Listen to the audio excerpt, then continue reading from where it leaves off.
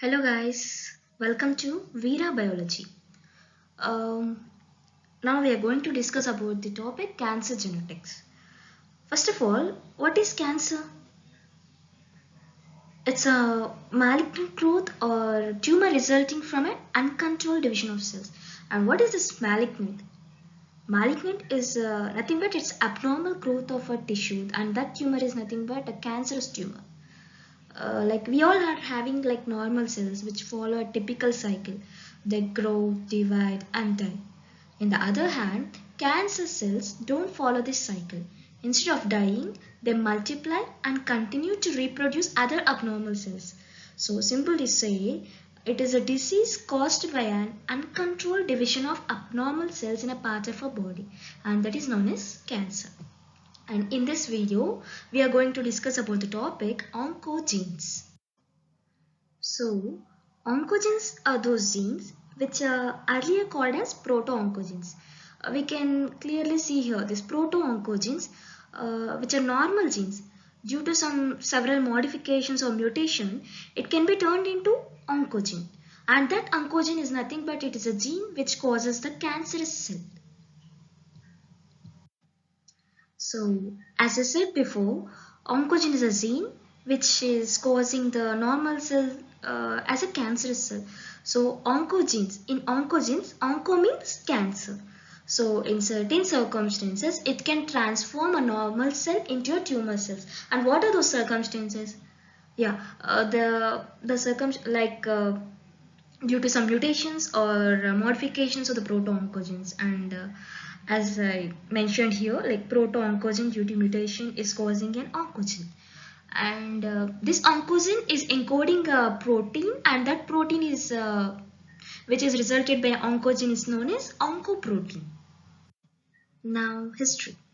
The term oncogene was coined in 1969 by George Todaro and Robert Yobner of National Cancer Institute.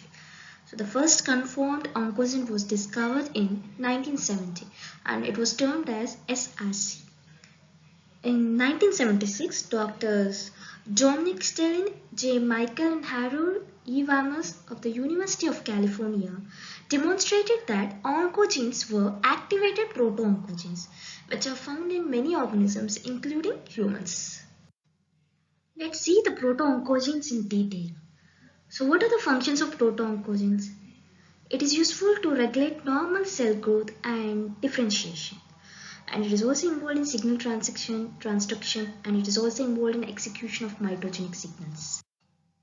So in this slide we are going to discuss about the activation of oncogenes from normal proto-oncogene. So a proto-oncogene can become an oncogene by relatively small modification of its original functions. And there are some types of modifications or mutations which we'll discuss now, like in three basic methods.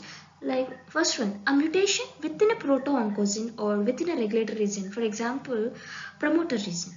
It can cause a change in the protein structure. And another thing is an increase in the amount of certain protein. And another method like a chromosomal translocation and another type of chromosomal abnormality. So we'll see these three methods in detail. First, point mutation. Like we'll take an example of HRAS gene, which is Harvey rat sarcoma virus gene. If we take a codon 12, in normal, it is encoding to glycine, that is CGC. But due to this point mutation, it is changed to CGC to CTC, where G is replaced by T. So this glycine is changed to valine due to this mutation, and due to this change from glycine to valine leads to bladder cancer. This is one of the example. Another thing, second method is gene amplification. So double minutes are the fragments, like small fragments of extra chromosomal DNA, and HSRS. These HSRS as homogeneously staining chromosomal regions. So these homogeneously staining chromosome regions and double minutes autonomously replicate extra chromosomal elements that are frequently associated with gene amplification in variety of cancers.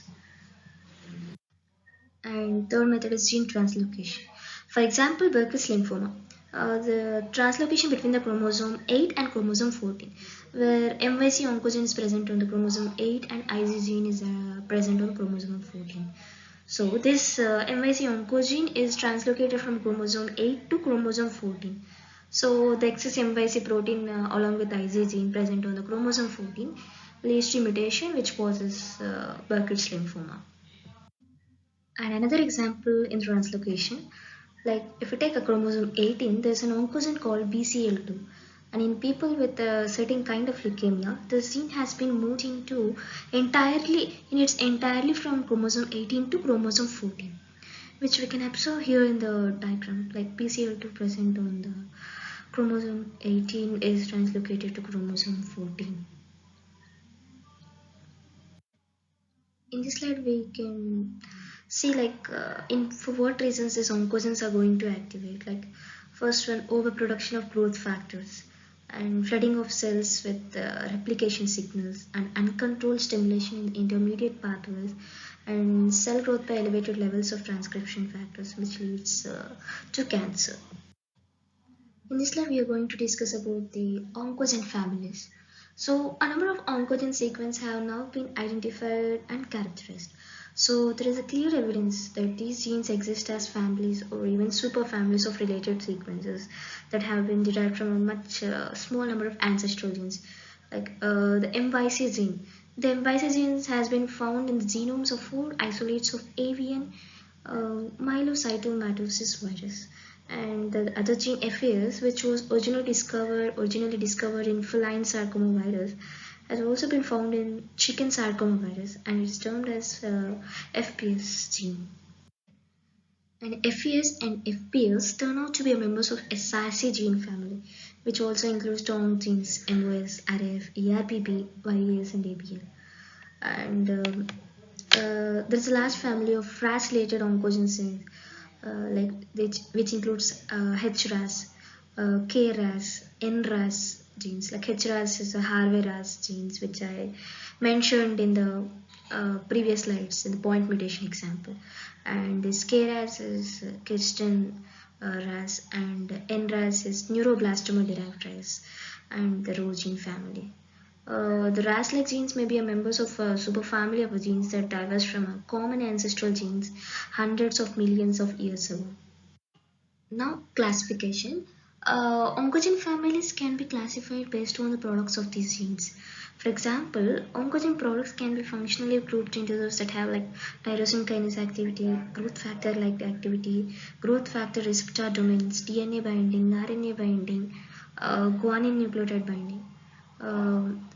Some of the examples for tyrosine kinase activity like SRC family, and for growth factor like activity SIS gene, and for growth factor receptor domain ERBB gene, and for DNA binding MYC MYB, RNA binding MIL, and guanine nucleotide binding RAS family proteins.